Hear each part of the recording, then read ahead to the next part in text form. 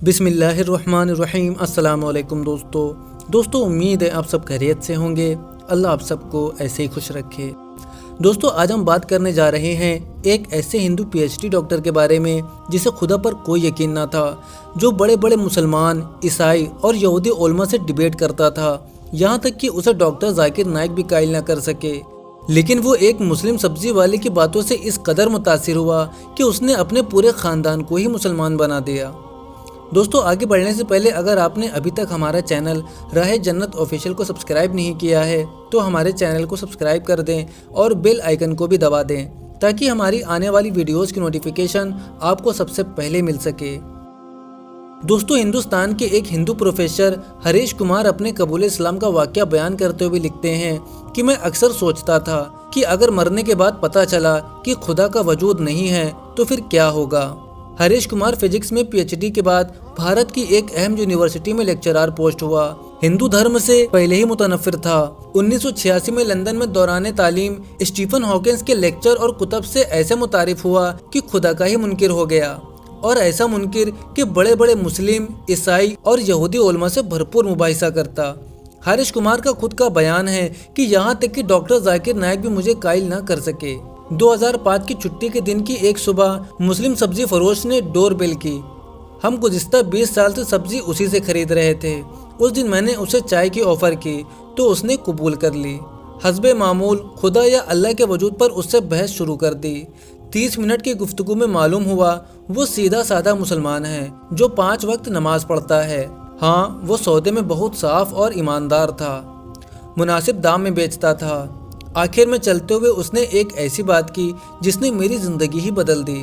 उसने कहा, डॉक्टर जी, तुमने खुद बोला था कि तकरीबन 6000 या 10,000 साल से इंसानी तारीख में पैगंबरों की कहानियाँ चल रही हैं और सबके सब एक अल्लाह और जन्नत दोज़ख की बात करते हैं, और साइंस मरने के बाद के हालात का जवाब ही नहीं दे सकती।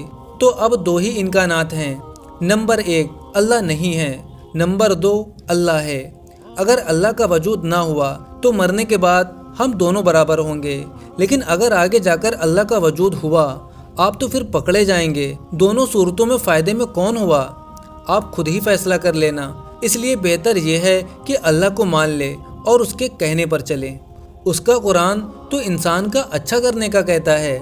मैंने सारी ज़िंदगी प्रोबेबिलिटी के लेक्चर्स दिए, लेकिन उसके जाने के बाद सोचा कि इस प्रोबेबिलिटी की तरफ तो कभी मेरा ध्यान ही नहीं गया कि दोनों सूरतों में अल्लाह को मानने वाला ही फ़ायदे में है। किस्सा मुख्तसर इस सोच के बाद ख्याल आया कि कौन सा आसमानी मज़हब बेहतर है। मज़ाहिब का इल्म तो मुझे पहले से ही काफ़ी था। डॉक्टर जाकिर नाइक के एक लेक्चर में 1400 साल से कुरान मजीद का हरफ ब हरफ एक होने का सुना तो इंग्लैंड में क्रिश्चियन मिशनरी इदारे से उसकी हकीकत दरियाफ्त की तो सबने इस बात की तस्दीक की, और मुझे यकीन हो गया कि अगर इस दुनिया में कोई आसमानी मज़हब है तो वो दीन इस्लाम है। अल्हम्दुलिल्लाह आज मुझे और मेरे सारे घर को मुसलमान हुए 15 साल हो चुके हैं। मैं इस्लामी तालीमात के लिए केरला शिफ्ट हो गया। मेरी 3 बेटियां हाफ़िज़े कुरान हैं और अल्लाह करीम ने मेरी ज़िंदगी ही बदल दी है। लेकिन सब्ज़ी वाले अब्दुल अहद से दोबारा मेरी मुलाकात ना हो सकी, लेकिन मैंने कबूल इस्लाम के बाद अपना नाम भी अब्दुल अहद रखा। वो कौन था? यकीनन इंसान था, मगर फरिश्ता सिफत इंसान। दोस्तों, इस्लाम ही सच्चा मज़हब है। इस पर अमल करने में ही इंसान की दुनिया और आखिरत में बका है। अल्लाह पाक हमें दीन इस्लाम पर मुकम्मल चलने की तौफीक अता फरमाए और इस्लाम जैसी अजीम नेमत की कदर करने की तौफीक नसीब फरमाए, आमीन। दोस्तों, अब जाते जाते हम उन लोगों से एक सवाल करना चाहते हैं जो ये कहते हैं कि दीन इस्लाम इस दुनिया में अगर इतनी तेज़ी से फैला है तो वो तलवार के नोक पर फैला है।